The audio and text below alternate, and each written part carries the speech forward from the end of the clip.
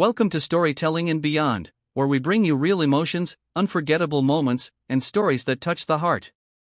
If you're someone who believes in kindness, humanity, and the power of unexpected twists, make sure to subscribe to the channel and turn on the notification bell. There's always something meaningful waiting to be heard. Now, let's begin today's story. It was a quiet afternoon at the Grand Crest Hotel, the kind of place where wealth didn't whisper, it announced itself.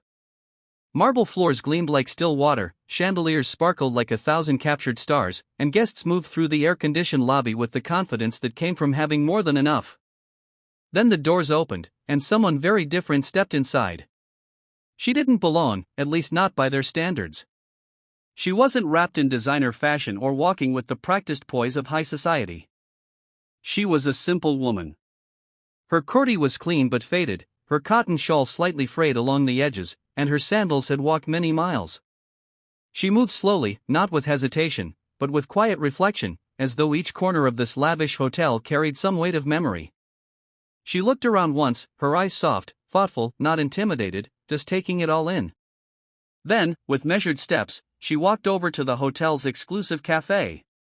The smell of roasted coffee and fresh vanilla hung in the air, inviting and warm. Behind the counter stood a young waiter, leaning on the register with an air of practiced disinterest. He noticed her approaching and immediately straightened, the look on his face subtly changing as he scanned her appearance.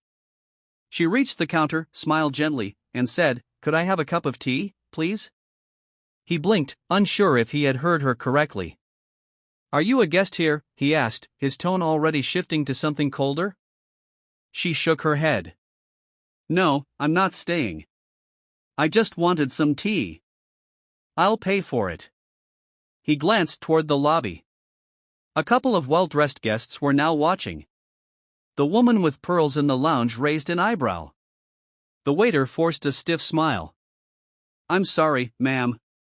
This cafe is for registered guests and members only." Her expression didn't change. "That's all right," she said softly. "I thought I'd ask." Just then, the floor manager walked briskly toward the cafe, alerted by the awkward scene. His suit was crisp, his shoes shining, his attitude unmistakably firm. "What's going on here?" he asked the waiter, though his eyes were locked on the woman. "She's asking to be served without a reservation," the waiter replied quietly. The manager took a slow breath, then looked the woman over with barely disguised judgment. "Ma'am, I'm going to have to ask you to leave. We maintain a certain environment here." The woman looked up at him, steady and unshaken. She nodded. "Of course. I understand." She turned without argument and began walking back toward the entrance. There were no sharp words, no demands, no visible hurt. Just quiet acceptance. Outside, the wind tugged at her shawl as she stepped onto the sidewalk. She took out an old, slightly scratched phone from her small purse and pressed a number. It rang once. Then a voice answered on the other end. "They wouldn't let me in," she said calmly. The man on the other side froze. Without another word, he stood from his chair. And the walls of the Grand Crest Hotel were about to witness a storm they'd never seen before. The sun had just begun its descent, casting a soft golden hue over the city's skyline. Traffic moved in a lazy rhythm outside the Grand Crest Hotel, unaware of the quiet storm brewing in the heart of its marble-lined corridors. Inside the lavish office of a penthouse apartment across town, the man who took the call had gone still. His name was Aryan Khanna, a self-made millionaire, known across the business world for his luxury hotel empire, sharp instincts, and charisma. But in this moment, none of that mattered. The voice on the other end of the line, calm, unbothered, almost too composed, had said 6 simple words. "They wouldn't let me in." Aryan knew exactly what she meant. His wife, Mira, had gone to their own hotel. Quietly. Without an entourage. Without calling ahead. Without using his name. Just like her. Simple. Humble. Uninterested in titles or attention. And they had denied her. A wave of cold anger swept through him. Not the kind that lashed out. Aryan wasn't known for theatrics. His silence was louder than most men's fury. He didn't waste time. Within seconds, he grabbed his keys, tossed on his coat, and was in the elevator, his jaw clenched, thoughts racing. Mira. The woman who stood by him when he had nothing. Who stitched his torn shirts when he couldn't afford new ones. Who skipped meals so he could attend night classes. Who never once complained when he came home late, exhausted, defeated.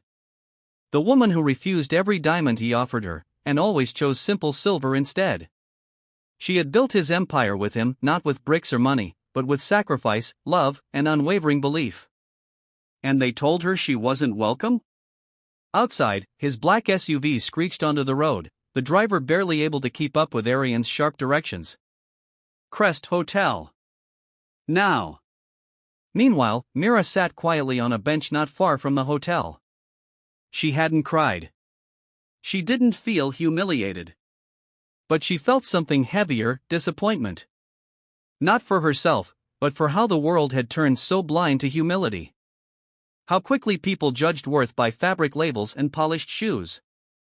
Inside the hotel lobby, the staff had returned to their routines. The waiter, still slightly unsettled, pretended to focus on cleaning the counter.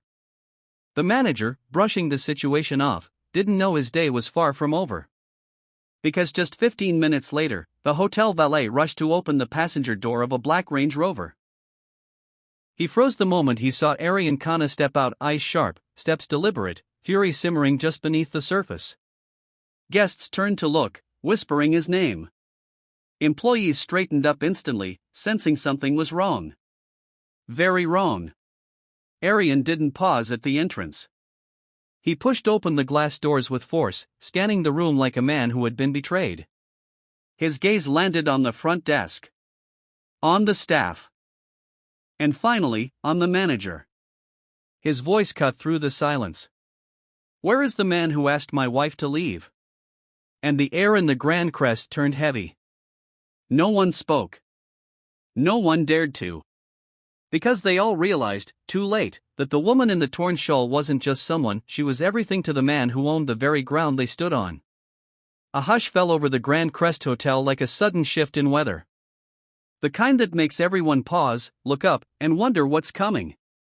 Except this wasn't thunder or wind, it was the presence of Arian Khanna, and you could feel it before he even spoke again. He stood tall in the middle of the grand lobby, eyes blazing but expression tight, controlled. His tailored coat hung over his shoulders like armor, but it wasn't money or power that gave him this presence, it was purpose. The same purpose that built an empire, the same purpose now driven by something far more personal. Across the lobby, guests had stopped mid-sip, mid-sentence.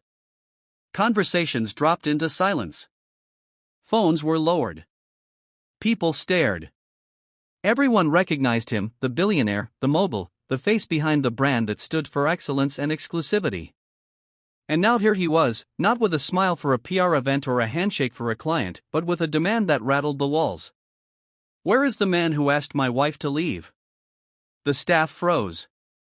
The front desk agent exchanged wide-eyed looks with the cafe waiter. A bellboy fumbled the luggage cart. And the manager, the very man who had dismissed Mira, now stepped forward, pale and sweating beneath his polished exterior. I wasn't aware, sir, he stammered, trying to collect his thoughts, his pride, and his job all at once. She didn't say she was.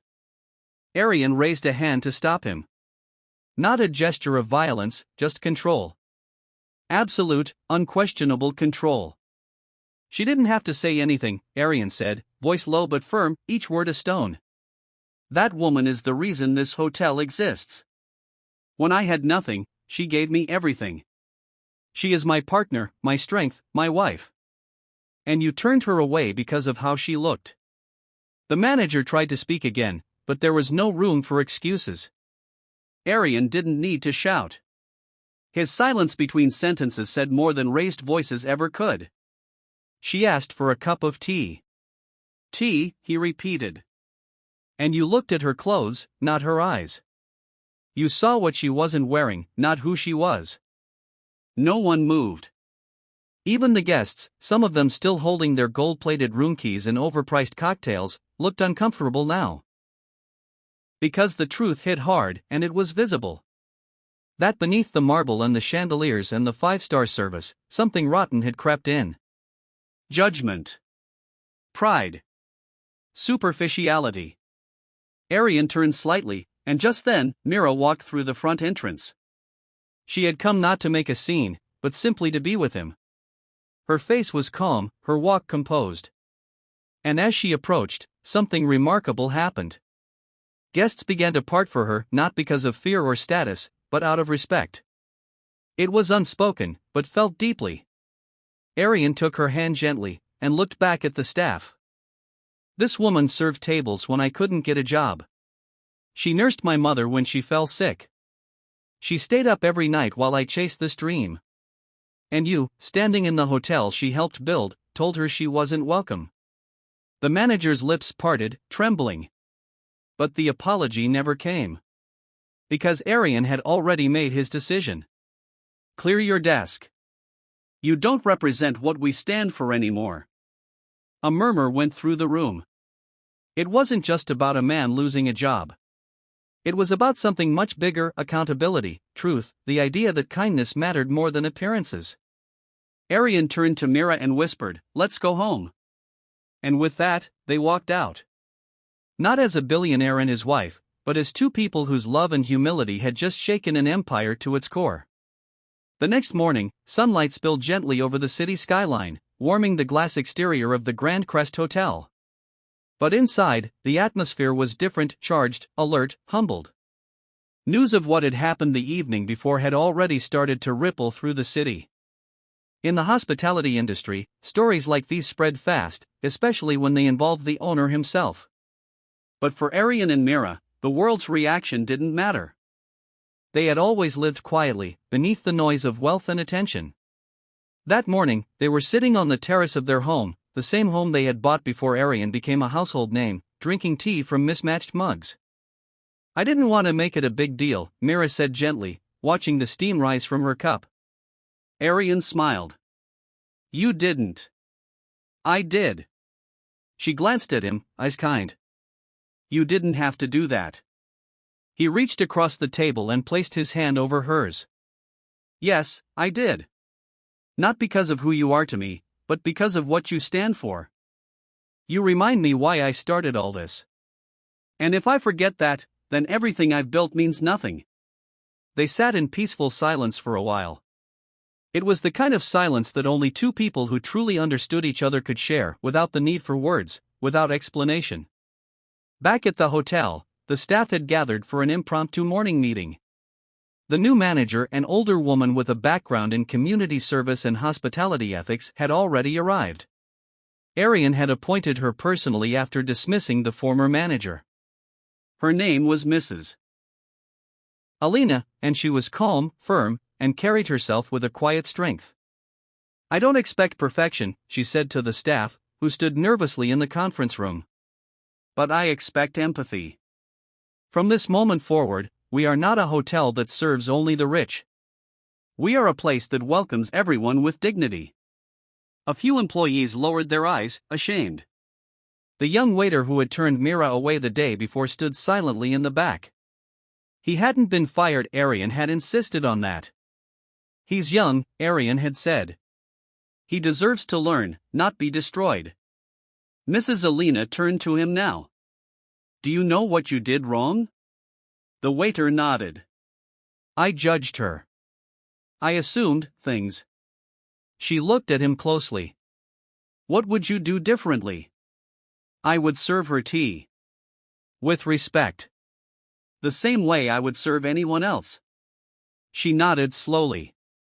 "Good. You get another chance. Use it well." Later that day, a quiet announcement was made. A new policy was introduced at Grand Crest hotels worldwide. No dress code would determine respect. No guest would be turned away based on appearance.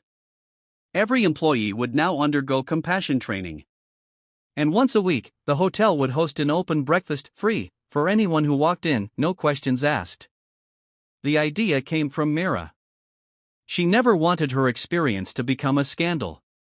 She only wanted it to become a lesson. And in that way, it did more than shake a hotel, it reshaped it.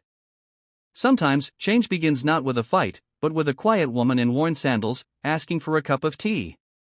If you haven't already, consider subscribing to our channel and turning on the notification bell, so you never miss a story that could change your perspective.